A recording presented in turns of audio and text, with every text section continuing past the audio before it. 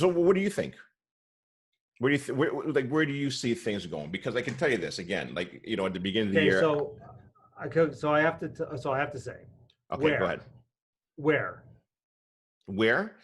Like, are you talking Southwestern Ontario? Are you talking Canada? Yeah, so let's talk Alberta, Southwestern. downtown Let's just Toronto? talk. Yeah, let's talk GTA surrounding areas. Okay. So I think downtown Toronto, I think condos, I think you're going to be flat to a little negative. Okay. In the short term. And we're already seeing that. Yeah, we're already seeing that. And you think it's going to continue to slide down? Slightly. Okay. I mean, for the next 3 to 6 months. And I think you're going to find there's a base there, right? Like, at some point there's a vaccine. And at some point people just stop remembering that this was ever a thing and that they cared about living downtown, and the bars reopen and everybody's gay and happy again, and away we go, right? Mm-hmm. There's no concern about going out and doing whatever. So you think the vaccine is going to fix all this, essentially, whenever it comes out? I don't know. I'm not an anti-vaccine. I'm not a vaccinator. I don't even know. Right. I just know that what the perspective out there in the market is that when this thing comes through, is that it's going to free it up, right? It's going to free people up. Right. That's like, it's, I don't know if you follow the stock market, but if you follow the stock market, there are like market opening stocks, like airlines, cruise lines, hotels, casinos, that type of thing, right? Whereas the minute that a vaccine gets announced, those will shoot up 10, 20%. Right. Yeah, and that makes sense. Because it makes a lot of sense, right? And it has nothing to do with if I'm going to get a vaccine or if I'm not. Yet it's like, oh shit, we have a cure for cancer. Right. Okay, everybody's going to go sit out in the sun 20 hours a day now, right? Right. It's the exact same thing that would traveling. Happen, right? People can start traveling. People can start booking hotels again. They can feel like, and whether you take it or you don't take it, the ones who are nervous or scared of the virus will go and take it, and the other ones who aren't won't. But I wonder, you know what? Go on. No, go ahead. I was going to say, like, I wonder if, and I mean, look, I don't want to go down any kind of conspiracy stuff here, but I wonder if they're going to force people to take this vaccination. I don't think they ever could. Because I think it's going to be like the flu shot, right? Yeah. Like, do they force you to take the flu shot? They strongly recommend it. Yeah, no, for sure. But I've never taken a flu shot. Have you? I've taken it once, and I'll never do it again. I almost died. You're soft, Gary. I'm telling you. Honestly, I don't well, even then you take it and let me know how it goes. Well, I mean, my wife is talking about getting our kids for the first time ever having the flu shot. Yeah. Yeah, I'm like, hey, you do what you need to do. I'm not. But it's not even that I care about that. It's like, if I get the flu, I'm a healthy individual. Like I'm not overweight. I don't smoke. Well, I smoke a few cigars every now and again. Right. But that doesn't affect my lungs. Like I'll get throat cancer or tongue cancer before I get anything on that. So like, okay, let me get sick. Right. Right. Yeah. And it's kind of like the same with this whole COVID thing is like, do I want to get it? Well, not really. It's like, do you want to get kicked in the nuts? Well, no, not really. But if I got kicked in the nuts, I'll probably recover. Right. Right. I mean, how long it takes is a matter of what happens, but I will recover.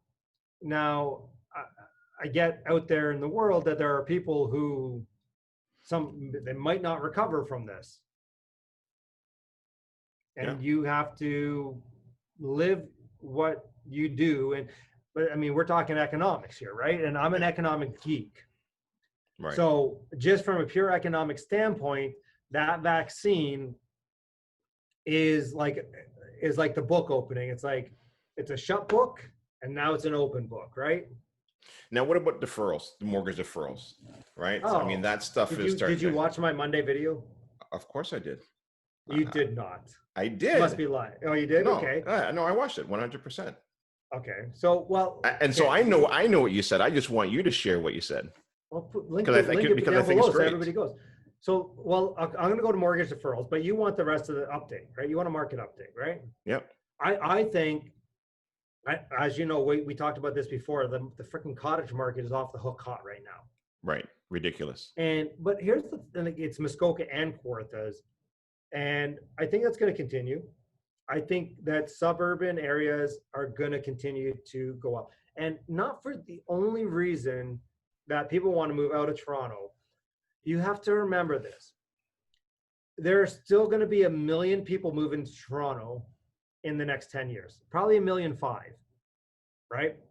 At this point, they're not building enough spots for them to live.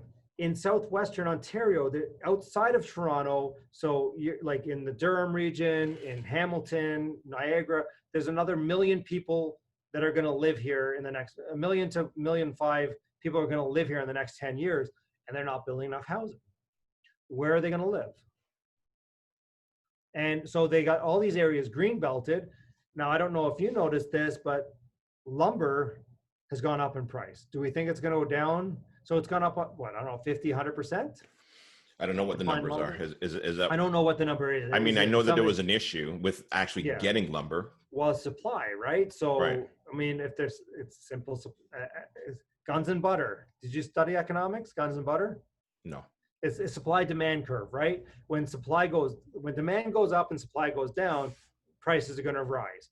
So therefore, you've had an increase in the price because there's an increase in demand, and the supply has actually gone down because the mills shut down, right, for a certain period of time.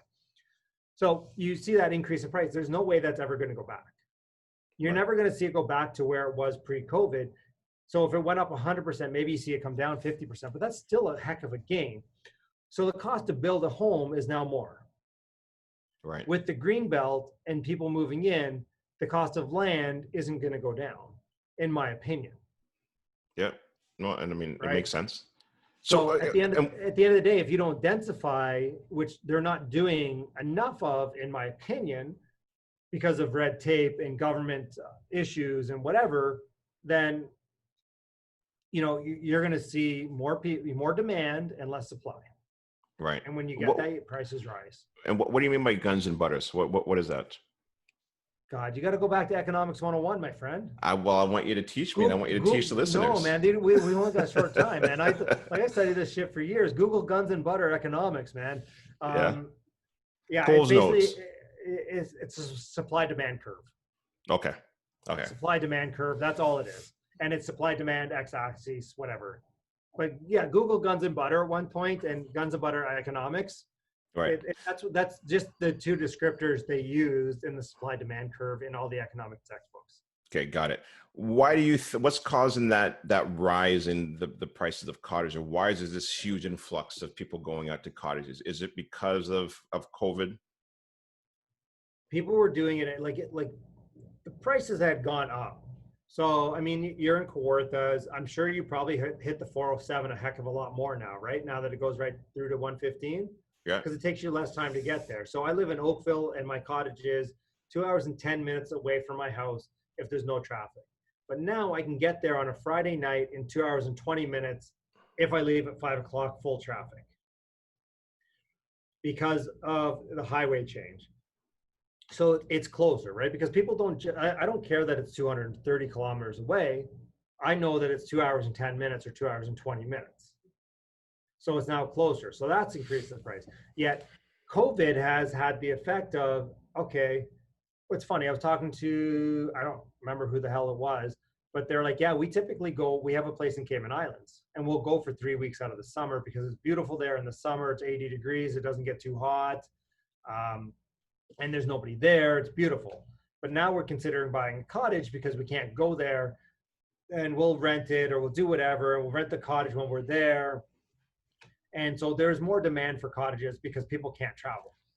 Yeah, that's a good point, right? Because people want to keep up that lifestyle. They want to be able to enjoy life and do something. And now if they can't go down to the Bahamas, you're right. They got to do something else, right? Which is cottages. Yeah, and these are people who are not hurt by COVID financially, that have cash in the bank or jobs that are obviously solid. And they're seeing that this whole travel thing is going to be on for 2 to 3 years, and they're like, well, 2 to 3 years we can be enjoying that cottage, and right. At the end of the day, I mean, I don't know if you've watched, like my neighbor rents his cottage and he used to get $450 a night in the summertime, and now he's getting like $900 a night. Yeah, that's ridiculous. It's stupid. I mean, Yeah. even though like I have to deal with the bachelorette parties. Yeah, exactly.